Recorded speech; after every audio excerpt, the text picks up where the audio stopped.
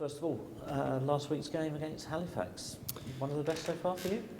I mean, it's one of the best results I think the club have had, and it's probably, I don't want to go the whole hog and say history, but certainly in modern times, I think games against your Halifaxes, your Grimsbys, your Notts Counties, your Chesterfields, Wrexhams, I could go on actually, but them games are probably 3 or 4 years ago would have been viewed as possible FA Cup first round ties. So for us to go, face to face against a team third in the division at the moment, and win the game quite deservedly, I felt.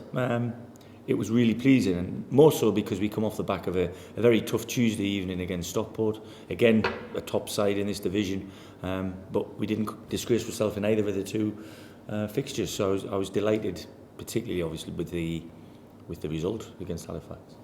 How's the squad recovering from that game? How sort of fitness-wise? Well, we have a thing here that we try to brush everything behind us as quickly as we can, whether it's a defeat or a victory.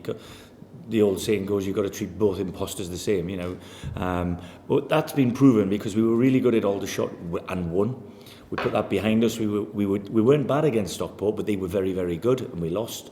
But then we bounced very quickly back, as you say, to the Halifax game to take the 3 points again. So to go back-to-back Saturdays and take 6 points out of it was a huge fillet for us.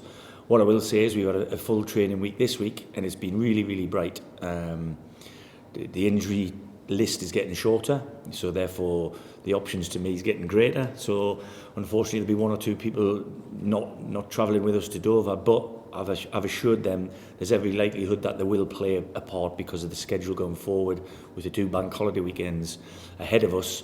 I think it's going to be a rip-roaring finale to the season. And looking ahead to the game against Dover, it's easy to say we should win this one, but there's obviously, the fans are talking about Michael Gias's performance and the extraordinary weekend that went on. Well, yeah, first and foremost on Michael, I mean, it was an extraordinary game. Extraordinary things happen in them kind of games, but for him to score 3 goals has obviously put him into prominence. Look, he's a guy who's contracted to this football club. We felt it was the right thing for him to do, to go out and get more football, and that was on offer at Dover, and he gets treated the same as everybody else who goes out on loan from this club. He's monitored.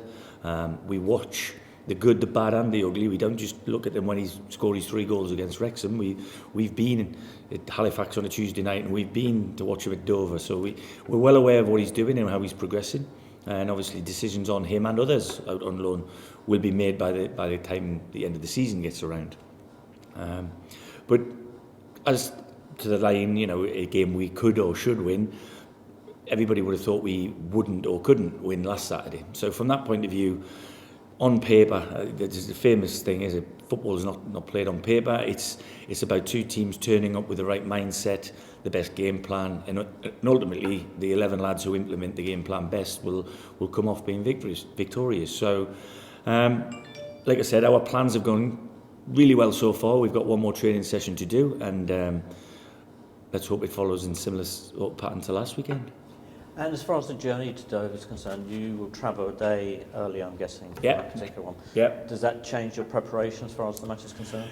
Not really, because what we'll do is we'll train on the Friday morning, and then we'll travel straight after that, stay overnight en route, and then so the journey on the day is a lot less. We did the same for Aldershot, and listen, I've been in football long enough to know it's not easy to sit on a coach for 4.5, 5 hours at any level of football, jump off and play for an hour and a half and jump back on again.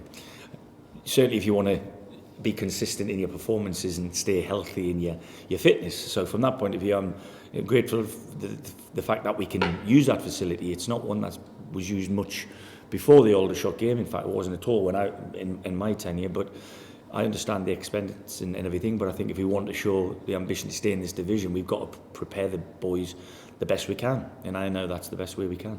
And looking ahead, I know you don't like to look ahead too much to games coming up. Where does the busy period take you over Easter and the bank holidays that are looming?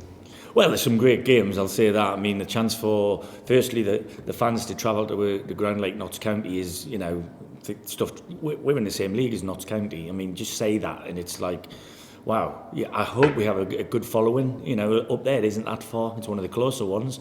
So that firstly is a big eye opener. But then we're back on the Monday against Grimsby Town, one of my old clubs, and I know they'll travel in massive numbers. They're fantastic travellers, the Cod Army. So from that point of view, you know, hopefully they can get the Harry the Haddocks waving behind the goal. They'll know what I'm talking about when they hear that.